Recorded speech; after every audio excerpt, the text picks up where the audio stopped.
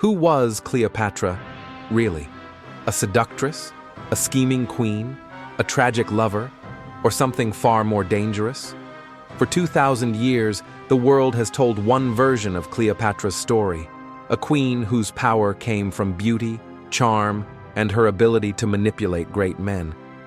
But what if this portrait is not only wrong, but deliberately crafted? What if Cleopatra wasn't feared because of seduction, but because of her mind, her political genius, and her ability to bend the world's most powerful empire to her will? Imagine a world where Rome, still fragile and torn by ambition, suddenly faced a ruler who refused to bow, who commanded wealth that Rome desperately needed, and who mastered a political game Rome believed only it knew how to play. Rome didn't hate Cleopatra because she was a lover. Rome hated her because she was a challenge. She ruled one of the richest kingdoms on earth. She spoke more languages than any Roman leader. She reshaped alliances with precision. She threatened the empire's economic future, and she dared to imagine a world where Egypt, not Rome, would lead the Mediterranean. So the Romans did what history's winners always do. They rewrote the story. But behind the propaganda, behind the myth, behind the Hollywood romance, lies a very different Cleopatra, a woman who understood power not as a performance, but as a weapon. And her real story still unsettles us today. 1. The invention of a villain. In Rome, Cleopatra's name became shorthand for corruption, a foreign queen who bewitched their generals and poisoned their politics. But this version of Cleopatra was created in a world where image was strategy and perception was warfare. To Romans, a powerful woman was already a threat. A powerful foreign woman was unbearable. Octavian, later Augustus, needed enemies to justify his rise.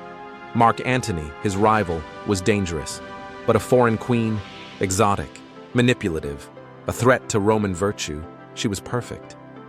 Octavian flooded Rome with images and stories, Cleopatra seducing Antony, dragging him away from duty, tempting him into decadence.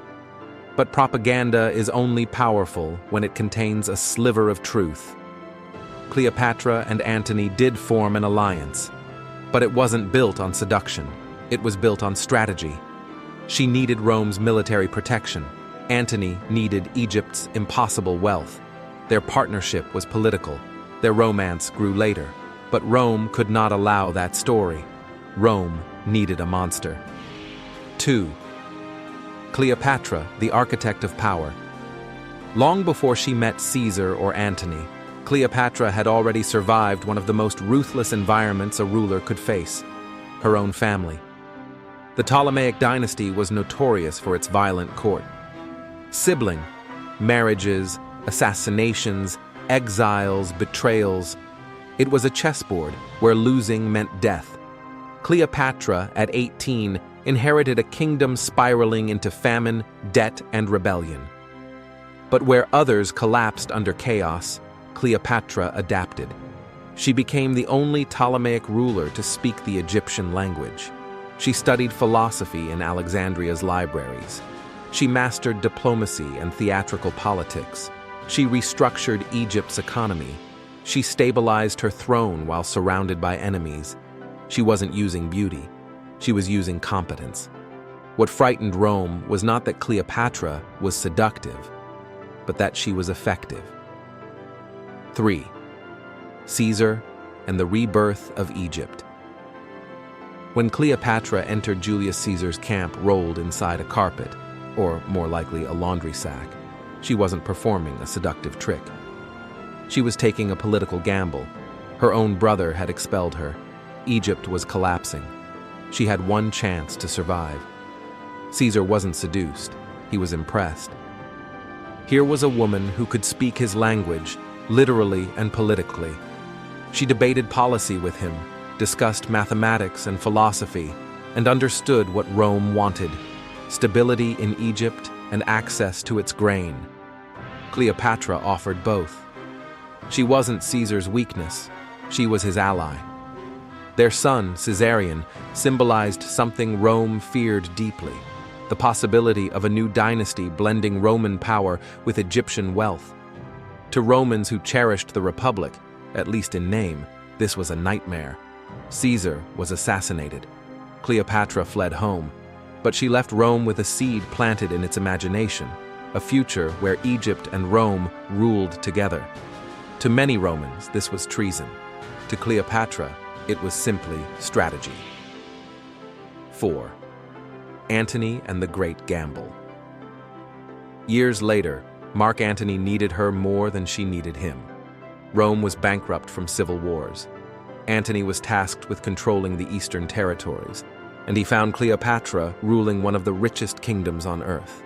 She brought gold, ships, grain, prestige. Antony brought military force and Roman legitimacy. Together, they attempted something extraordinary, a restoration of the old world powers: Egypt, Syria, Armenia, a coalition that could challenge Rome's dominance. Cleopatra wasn't trying to seduce Antony. She was trying to rebalance the Mediterranean. For a brief moment, it worked. Their children symbolized a new political order. Their wealth stabilized the eastern provinces. Their court in Alexandria became a center of culture and power. But Rome cannot tolerate equals, and Augustus, Octavian, could not tolerate rivals. 5. The War of Stories. Before the armies marched, the propaganda began. Octavian flooded Rome with speeches and images. Cleopatra corrupting Antony. Cleopatra promising Roman lands to foreigners. Cleopatra dreaming of ruling Rome. Some of it was exaggerated. Some of it was invented. Some of it was true. Cleopatra did dream of a world where Rome and Egypt shared power. And Antony did support her vision. To Romans, this was treason. To Cleopatra, it was survival. The war that followed, the war remembered as Actium, was not simply a military conflict. It was a battle between two worldviews. The Roman worldview: one empire, one ruler, one destiny. Cleopatra's worldview: a multicultural world, multiple centers of power, partnership rather than domination. History chose Rome. 6. The Last Stand. After their defeat, Antony's forces collapsed. Cleopatra retreated to her mausoleum, a symbolic move. She was reminding her enemies that royalty dies on her own terms. Antony, wounded and broken, died in her arms after a failed suicide. Cleopatra knew exactly what awaited her if she surrendered: humiliation, captivity, parade, execution. But most importantly, her children would be political tools. Egypt would be annexed. Her legacy would be rewritten.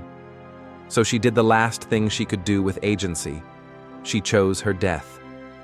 The famous asp is largely a myth, but the truth is no less powerful.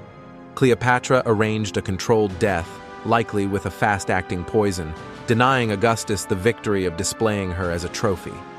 She refused to give Rome the satisfaction. She died as a queen, not a captive. Augustus annexed Egypt, killed Caesarion, absorbed its wealth, and rewrote the story. But the story Cleopatra told through her actions, a woman wielding power in a world designed to deny it, is the one that survives in the cracks of history. So what truly terrifies us about Cleopatra? Is it her intelligence, sharper than any Roman portrayal admits? Is it her political vision, a world where Egypt could stand beside Rome? Is it her refusal to play by the rules set for women, foreigners, and conquered kingdoms? Is it the fact that she nearly rewrote the map of the ancient world? Or is it something closer to home?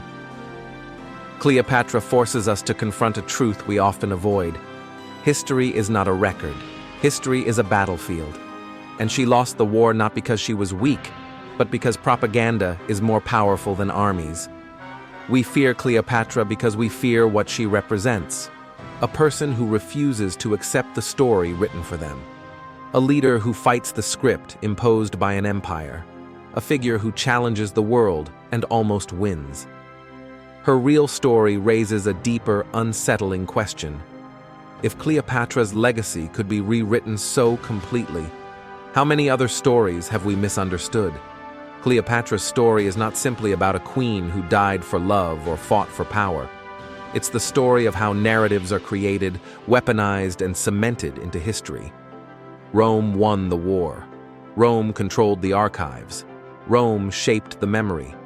Cleopatra, in the Roman imagination, became a warning, not about Egypt, but about ambition, independence, and foreign influence. It was safer to paint her as a temptress than to acknowledge her as a legitimate political strategist. But today, as new evidence emerges, as historians re-examine her life, and as we rediscover the complexity of ancient cultures, Cleopatra's real identity begins to surface. A ruler educated in philosophy and science, a polyglot who understood diplomacy better than her rivals, a queen who governed during crisis with clarity and precision, a strategist who dreamed of reshaping the political map, a woman whose power didn't depend on beauty, but on vision. And that makes her story more human and more haunting, because it reminds us that history is fragile, that reputation survives longer than truth, and that even the most powerful people can be reduced to caricatures when their enemies write the narrative. Cleopatra challenges us not just to revise our understanding of the ancient world, but to question how we judge power, ambition, and legacy today. The Queen Rome tried to erase still speaks, not through the myths told about her, but through the cracks in those myths, where the real woman emerges. And perhaps that is her greatest victory. If you found this story fascinating, like, share, and subscribe to Timeless Questions channel, where we explore the civilizations, ideas, and mysteries that shaped humanity.